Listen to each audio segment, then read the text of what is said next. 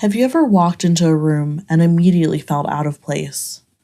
Well, it's time that you know you are not the problem, and there is a solution.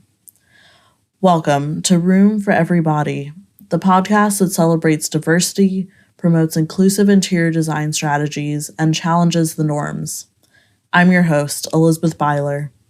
Join us as we dive deep into the intersection of identity and design, listen to people's stories, and explore the beauty of our unique bodies.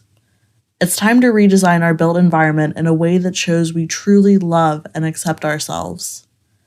Get ready to step into a world where everybody is celebrated because here, there's room for everybody.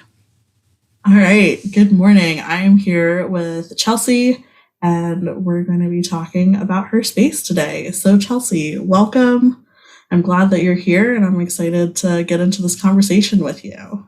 Thank you. I'm very excited as well. Would you mind introducing yourself and telling us a little bit about some of the identities that you hold and how that impacts the way that you interact with space? Yes, I'm Chelsea. I am 30 years old, and I, in the past about year or so, got diagnosed with ADHD, which really contextualized a lot of my issues I've had with organizing, cleaning, just setting up a space. And so it's helped me to come up with an idea of why I'm struggling with things, but also hasn't exactly given me the framework on how to fix that. Mm-hmm. So I'm still struggling with, maintaining a, organized home, and also now trying to design a place that is welcoming for other people. Because right now it's just a room full of things I like, not exactly a well-designed space. Yeah. Well, it's a good start to have things that you like, I think. Yes. So tell us a little bit about the room that you want to talk about today. So right now I have a addition to my house, which is a living room area. It was just a full addition, and it is really long, which is weird for a room. And it's got a sliding window, which really or the sliding door on the back to exit. And that's kind of a weird setup. And so I've got a round chair in here that doesn't really fit in any spot. I just kind of have it in the corner for now, and I love it, but I don't know what to do with it. And a lot of different chairs. I've got a bookshelf in here and table, but nothing seems cohesive or, welcoming, especially because right now I've got the couch facing away from the entrance door. So yeah, immediately you walk in, the couch is facing away from you. So It's not perfect, but it's functional for me right now, but it's also just not where I want to be as a 30-year-old. Sure. What are some of the main activities that you're hoping to do in this space? I'm really hoping that I can have friends over. I had Christmas with my family and just kind of pushed everything against the walls and was like, well, you can all sit in chairs against the wall. Yeah. But I'm really hoping to be able to entertain in the house, because my roommate, before she moved out, entertained a lot and had friends over. And now I'm kind of hoping that I can invite people over and also feel as comfortable with it. But right now it just feels not welcoming. And I would really like to have people over. And for right now, I just don't feel comfortable having anyone other than my brother or sister-in-law over. Yeah. To the place. That makes sense. And I feel it is a common stress with having your own space is you yes. to be set up a certain way before you're inviting people. Right. Space. So that makes a lot of sense. Mm-hmm. And definitely sounds like there's some limitations to the space, being narrow, kind of having the different furniture arrangement around it. What other configurations have you tried? The TV right now is behind you. Have you put it up against the other wall on the other side? That is another limitation in the space. There's a hole in the wall that was cut out for the TV. Okay. I guess for mounting it, which I never did. We just have always had it on a TV stand. And so sure, I could move it somewhere else, but then also that opens it up to, there's just a giant hole in the wall. Mm-hmm. Yeah. How do you feel about tapestries? That is a good point. We have one just in the closet that I've just never put up because it wasn't mine. And then I was I'll just never put it up. So yeah, that is a good point. I could cover it because I've got a banner already up right there. Yeah. So it wouldn't be a bad idea to just try that. I do like the banner and the bookshelf. I feel it gives you some interesting decoration and organization aspects there. Mm-hmm. So one idea like would be to kind of swap. Well, I don't know if your couch would fit where the TV is. It might be too long. Oh yeah, it is. I think it might be just a bit too long, especially because the corner next to the TV, that's actually an access to a back room. Okay. Storage, which is currently just full. Okay. It's just a weird room. Yeah. Another option to consider would be moving your big couch up against the wall that I was just talking about. So kind of across from the sliding doors, so that when people walk in, it does feel a little bit more like that open space. Have you tried that? I did do that, but then the room felt really empty. It just kind of felt like everything's against the walls, and then there's just like a big empty spot in the middle. Yeah. And that one was a little tough just because no one was really able to do anything, because it was just kind of, well, I'll just sit along the walls and wait. Right. Definitely don't want to shoot everything down, but it is. No, that's weird. Helpful. This is kind of like the process, is thinking of like, what are your different options? Right. How does that feel? Yeah. Does this high top table move? It does move. It just, when I put it in, it fit right underneath where that window is, because that kind of works. It's not great looking. It doesn't perfectly fit there, but it's so tall when all of my other furniture is so short. Do I even just try cutting it down or something? Because it is so tall. My dad bought it sight unseen to me, was like, I got you a table. And I got it and I was like, it's so tall. I can stand up comfortably at that table. And meanwhile, the rest of my furniture is really short. Yeah.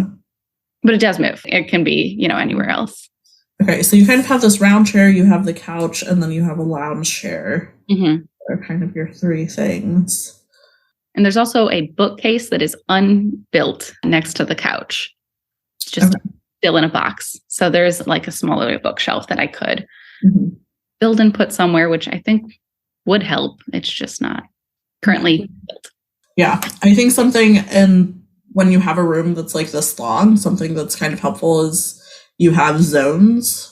You kind of have your dining area over here and your like lounge area. Right. And so I see what you're saying about when you move that couch, it kind of all just then feels like one zone. Yeah, then it's just one big zone. Yeah. I tried to make it with the couch, but it just kind of feels more unwelcoming than separating.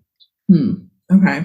Just because it now feels, you walk in and the couch is facing away from you. And I'm like, well, don't love it, but. Yeah. Do you have a coffee table, like a low table? So this, which my computer is currently sitting on, in front of the white chair, you might be able to see it's like a trunk where my laptop's on. So I was using that as a coffee table, and then I've just moved it out of the way, and it hasn't moved back since. So it does function as a coffee table. And then I have a white bench that also, is about the same height that I currently just use to store blankets. I wanted that to be for seating, and it just hasn't been.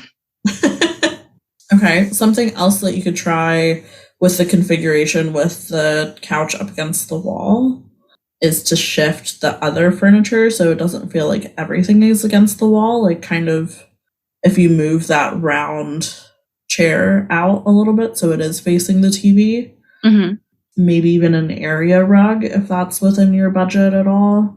I've currently got the shag rug here. Is this not like shaped? No. So it's underneath, it's next to the white rug, and the black chair is kind of on it. So there's like a pink shag. I can see it's like not huge. The tip of it. Oh, now that you mentioned it, I'm like, there it is. Yeah. Yeah. So it's decent size. It's not huge, but it covers a decent amount, which kind of has made this like the little zone, having the area rug there, but it's not perfect. Yeah. So you're feeling with like this configuration, does it just feel disorganized to you? It also doesn't feel cohesive. It just kind of feels like I've put chairs in an area, like they're all here. I was really hoping to like have like a theme going. And I was like, all right, since the walls are green, I'm going to go with pinks, whites, and blacks. So that way it's not a ton of colors. And then it's just kind of not felt as all one thing that I was hoping it would feel. Yeah. Something else that you could do is move the high top table over to just like straight across to the other wall. Mm-hmm. And that might allow you to kind of like push your couch back a little bit to just give the lounge area a little bit more breathing room. Mm-hmm. And again, possibly depending on your budget, finding 2 different chairs than the lounge chair, the black lounge chair that you have. Yeah. It's kind of 2 like wingback chairs or whatever type of seating you find comfortable. If you'd have like 2 chairs there with a little table in between, might just give you that cohesion that you're looking for. Oh yeah. Yeah, putting something there would make more sense. And it wouldn't feel that this chair's facing away if there's like other stuff in front of it. Because I think right now you're kind of the couch and that high top table. This might be a weird way to describe it, but like kind of all the weight is like leaning on that one side of the room. Yeah. It's trying to like balance that out a little bit. Yeah. Especially with like the door wall and big window here. Like you can't put a ton of stuff against it. Right. But yeah, putting the table over there might make it, that would actually work. Especially because I don't use the table very often. Yeah. So it's not like it needs to be right there. Yeah. And then hopefully it wouldn't be a place where I drop all my junk, because that's currently like the first thing I see is all my stuff just goes right on that. Yes, that is a hard problem to avoid. I have a similar chair to the black chair, and it does end up just getting dumped with things. Yeah. I'm sure if I put 2 wingback chairs up there, that would be where my stuff would go. But, it's at least different.